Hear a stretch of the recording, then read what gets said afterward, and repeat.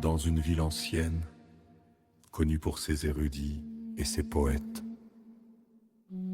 vivait un soufi vénéré, dont la sagesse était aussi profonde que les racines des vieux cyprès de la cour de la mosquée.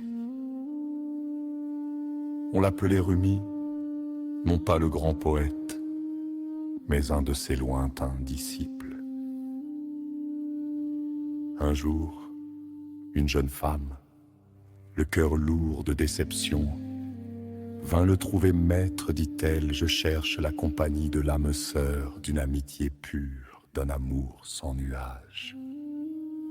Mais chaque fois que je m'approche d'autrui, je découvre des facettes qui me blessent, des paroles qui me déçoivent, des actions qui me trahissent.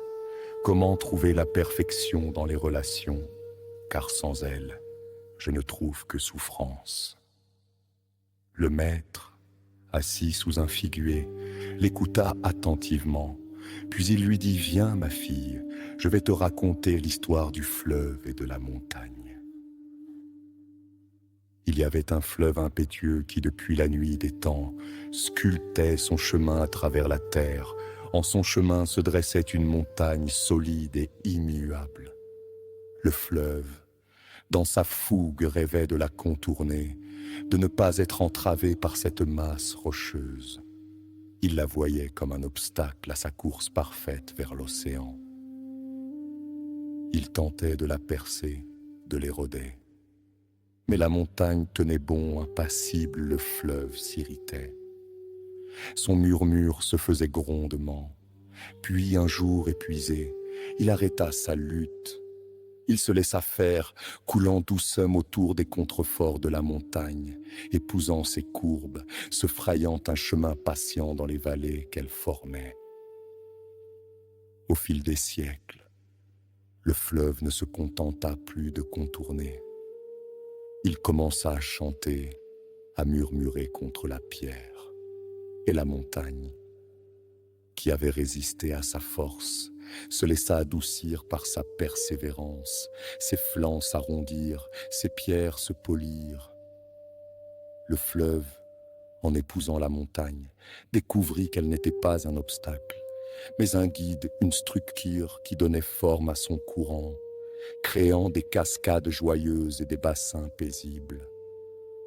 La montagne, en acceptant le fleuve, vit ses pentes se couvrir de verdure alimentée par l'eau. Le maître se tourna vers la jeune femme. « Tu vois, ma fille, la relation humaine est comme le fleuve et la montagne.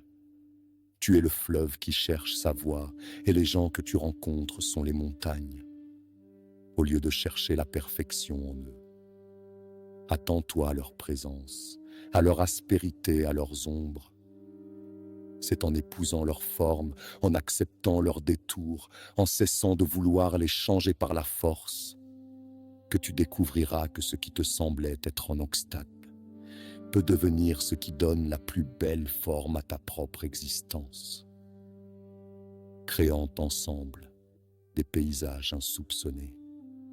La perfection n'est pas l'absence de défauts, mais l'harmonie trouvée dans l'acceptation mutuelle, poisson perfection.